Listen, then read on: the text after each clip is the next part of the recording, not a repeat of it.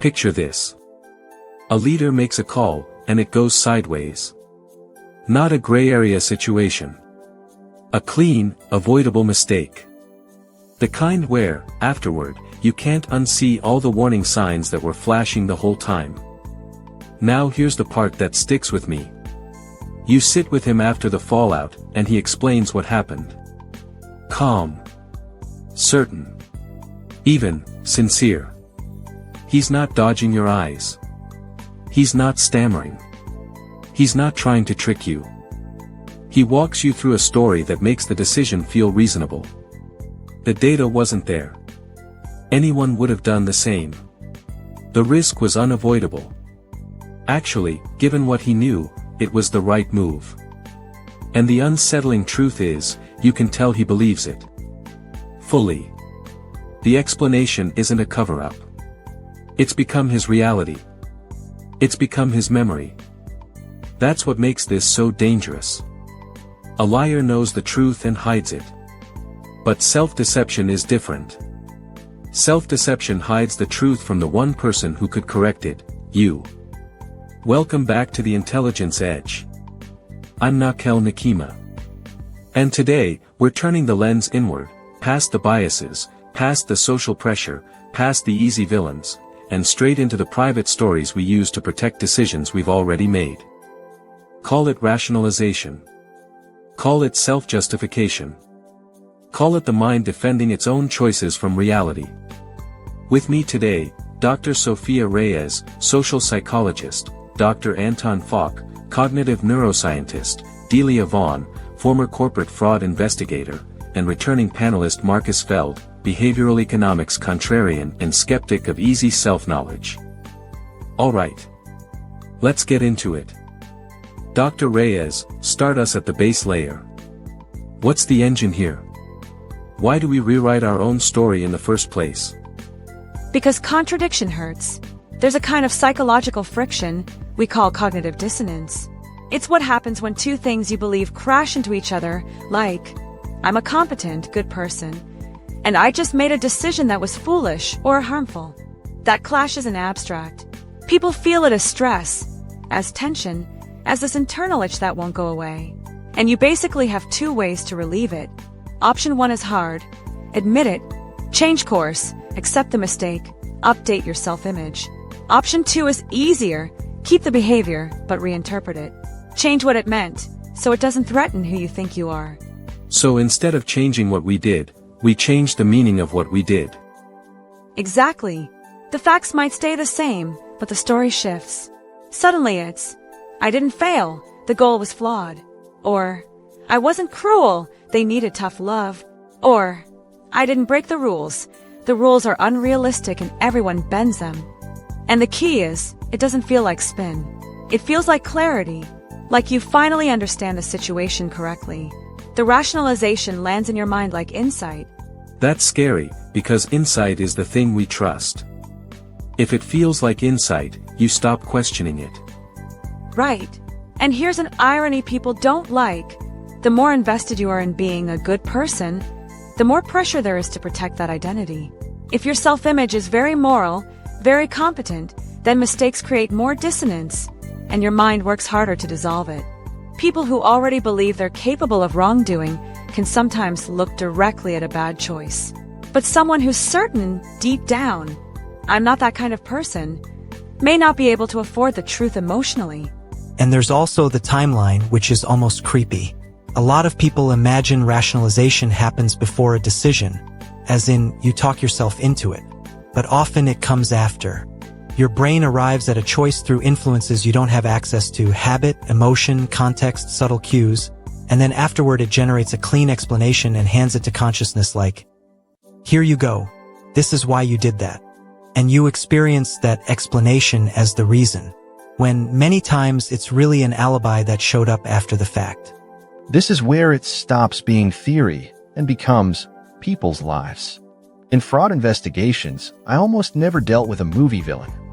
It was regular people, finance managers, accountants, executives, who did something small and justified, and then kept going. They'd say things like, I'm just borrowing it, I'll replace it. Or, this industry works this way. Or, The company owes me after what they've done. They weren't sitting there thinking, today I will become a criminal. They were trying to stay decent in their own head while crossing one line after another. The story kept pace with the wrongdoing step by step. And because they believe the story, they don't feel like they're choosing evil.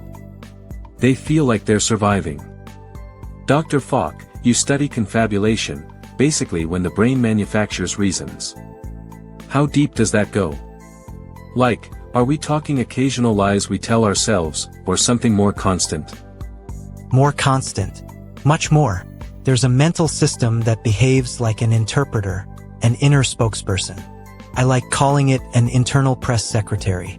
Its job isn't to locate the truth of your motives. Its job is to provide a plausible explanation that makes you look coherent and reasonable. And what's striking is how rarely it says, I don't know. It almost never throws up its hands. It always produces something. But how can we tell it's inventing instead of reporting? Because someone could hear that and say, no, I'm just explaining myself. In experiments, we can create situations where a person does something for a reason they literally cannot know, because the cause is hidden from them. Then we ask, why did you do that? They don't say, no idea. They immediately give a confident, detailed explanation. And they believe it. The explanation feels like a real memory of a real motive, even though we know they just generated it. So if the brain will produce a polished reason when it has zero access to the real cause, imagine everyday life, where nobody's running controls and nobody can prove you wrong. And that forces a really uncomfortable reframe of introspection. We treat looking inward like a reliable method. Like, if you ask yourself honestly enough, you'll find the real answer. But often you're not retrieving a cause. You're consulting the press secretary. And sincerity isn't the same as accuracy. You can be deeply sincere and still be mistaken about your own motives. Which is why I'm skeptical of everyone, including me. There's this whole modern vibe of, just be more self-aware. Like self-awareness is a flashlight you point inward and everything becomes clear. But if the distortion is happening in the very system you're using to inspect yourself, then introspection doesn't solve it. It's like asking a corrupted auditor to audit his own books. And the press secretary is not going to hold a press conference announcing, by the way, I make things up. So if the internal picture is unreliable, we're going to need external tools.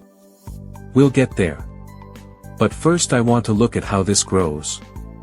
Dr. Reyes, rationalization doesn't stay contained.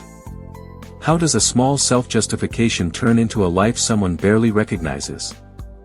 I think of it like a pyramid or a wedge. Two people start almost identical, right at the top, same values, same intentions, and they face a seemingly small decision. Maybe it's a minor corner cut. One person does it, the other doesn't. And then instantly the story-making begins. The person who cut the corner tells himself, it's fine. It's necessary. No one gets hurt. The person who didn't tells herself, that's wrong. People who do that are cheating. Now they've each committed, not just to an action, but to a narrative. And that narrative nudges the next decision. And then the next. They slide down different sides. By the time they reach the bottom, they look like completely different people. And both are confident they've always been this way. That image matches what I saw over and over. The first act is often not the big crime. The first act is the small thing you explain away. Because once you've built a story that makes step 1 acceptable, step 2 doesn't feel like a fresh ethical choice. It feels like consistency. Like, well, I already established this is okay. And people think they're protecting money or status or their job. But what they're really defending is the story that made the first step feel justified. That story becomes sacred. This is tying directly into what we talked about before with sunk cost. Dr. Falk, connect that for us. Sunk cost has an emotional core. It's not just, I spent money, so I keep going. It's, if I stop, I have to admit the spending was a mistake. Walking away doesn't just cost resources. It costs identity. It forces a confrontation with the narrative that got you in. So people keep investing in failing projects, failing strategies, failing relationships, because the exit requires them to open a door marked, "You were wrong." And most minds treat that as a threat. And motivated reasoning is the muscle behind all of it. We like to imagine reasoning as a searchlight moving toward truth. But when we're motivated, when we need a particular conclusion, reasoning turns into a lawyer. If evidence supports what we already did, we accept it instantly. If it threatens what we did, suddenly we become hyperskeptical scholars. We interrogate every detail. Same brain, two standards of proof. Critical thinking doesn't disappear. It gets hired as a bodyguard for the conclusion you're already married to. And the phrase that terrifies me because I hear it so often is everyone does it. It's like a universal solvent. It melts personal responsibility by hiding your choice inside a crowd, whether that crowd is real or imagined. It works because it's often half true. Enough people bend rules that you can say it and feel like you're citing a fact. But really, it's a permission slip you wrote for yourself. Okay. So far, we've basically built a case for pessimism. The mind protects itself. The inner press secretary is always on the job. Introspection is shaky. Self-justification escalates. So let's turn to the practical question. If the inside view is compromised, how do you catch yourself in the act? Marcus, you've been pushing the hardest on the idea that you can't do this from within. Go first. Yeah, I don't think you can do it reliably from within. Sometimes you get lucky. Sometimes you have a moment of clarity. But as a system, no. So you externalize. You appoint auditors. You build structures where other people can see what you can't see. And the key detail is this: you keep at least one truth-teller close, and you make it safe for them to disagree with you. Most people say they want honesty, but they reward flattery. They punish correction. Then they wonder why nobody tells them the truth. That hits. Because people think they have honest friends, but those friends are actually just careful friends. I want to add a very concrete practice. Write things down in real time before you know the ending. In investigations, documentation matters because memory is pliable. Your mind will reshape what you meant, what you knew, what you predicted, to match what happened. A decision journal freezes the record before the story gets rewritten. A dated note in your own words is a witness your rationalizations can't bribe. So it's not just accountability. It's protection against your future self rewriting your past self. And there's a deeper fix underneath both of those.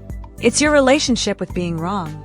Self-justification runs on the belief that being wrong equals being bad, or stupid, or unworthy. If a mistake threatens your identity, your mind will fight to avoid admitting it. But if you can separate self-worth from correctness, if you can say, I'm still a good person and I got this wrong, then the cost of honesty drops. People who can admit mistakes quickly aren't necessarily more virtuous. They've just made, I was wrong, survivable. And from the lab side, I'll offer a tool that sounds simple but is surprisingly hard. Build the best argument against your own decision. Not a weak strawman, a real steelman, the version a smart opponent would present. That forces you to switch on the critical thinking that motivated reasoning tends to shut off when you're defending yourself.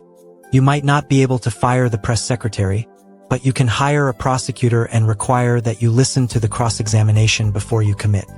And then there are tells, right? Signals that you're slipping into story protection. I notice it when I'm over-explaining. When I've got 3 reasons where one reason would do. Over-justifying is a big one. Another is defensiveness, heat that doesn't match the question. If someone asks a simple, fair question about a decision, and you respond like they attacked your character, that emotional spike is diagnostic. You don't get intensely defensive about things that feel solid. The mind gets heated when it's guarding a story it suspects might not hold. I've also seen the moving target. The explanation shifts each time someone challenges it. Like you're not describing a decision anymore, you're reverse engineering one. And that's where people fool themselves with, I knew it all along. Certainty that magically appears after the results. If you didn't write it down beforehand, you probably didn't know it. You just reconstructed confidence to feel coherent. We've talked this season about using systems, sometimes even machine feedback, as a mirror that doesn't have ego to protect. But Marcus, you've warned before, even a good tool can be domesticated by a mind that doesn't want correction. Exactly. A tool that contradicts you is only useful if you let it contradict you. If your habit is to argue with the tool until it agrees, then congratulations, you've created a very expensive echo chamber. No tool survives contact with someone determined not to hear, "You might be wrong." The press secretary can rationalize away anything. Alright, let's do a rapid round. 1 personal safeguard against self-deception. 1 guardrail you'd recommend. Dr. Reyes, go. Make being wrong psychologically safe. Separate your worth from being right, so the mind doesn't have to lie to protect you. Dr. Falk. Before you commit, steelman the case against yourself. Make a strong internal opposition you're forced to take seriously. Delia. Document your thinking before you know the outcome. A decision journal preserves the truth before memory starts negotiating. Marcus. Keep one person close who will tell you when you're wrong, and don't punish them for it. Reward the honesty, especially when it stings. Make being wrong survivable. Prosecute your own decision. Write it down first. Keep a truth teller close. Here's where I want to leave you. Most distortions we talk about come from somewhere you can point to: fear, bias, social pressure, incentives, a room full of people. But this one is intimate. It comes from you. It hides inside the very voice you use to check yourself. There's no perfect escape hatch. In fact, anyone who claims they're fully honest with themselves is probably demonstrating the problem in real time. But that's not despair. That's practice. If you can't win the fight entirely inside your head, then do what this season keeps teaching: move the fight outside. Build external truth. Keep someone near you who can say, "No, that doesn't add up," and make it safe for them to keep talking. Write down what you believe and intend before the world tells you what you'll later claim you believed and intended. And train yourself to survive being wrong, so you don't have to become your own liar just to stay whole. And when you feel that flash of heat, that rush to explain, to justify, to defend, treat it like a signal. Ask yourself, what is that heat protecting? A truth, or a story? The stories we tell ourselves are the hardest to catch because they come in our own voice. But you can learn to notice when that voice gets a little too smooth, a little too generous to you. That noticing is the art. My thanks to Dr. Sophia Reyes, Dr. Anton Falk, Delia Vaughn, and Marcus Feld for coming back into the fire with us. Next episode, we shift from comforting stories to time itself, why we trade our future for a present that won't even matter to us later. Patience, temptation, and the conflict between who you are right now and who you're about to become. Until then, prosecute your own story, keep a truth teller close, and keep your intelligence edge. I'm Nakel Nakima. This has been the Intelligence Edge, from the B.I. Channel Radio.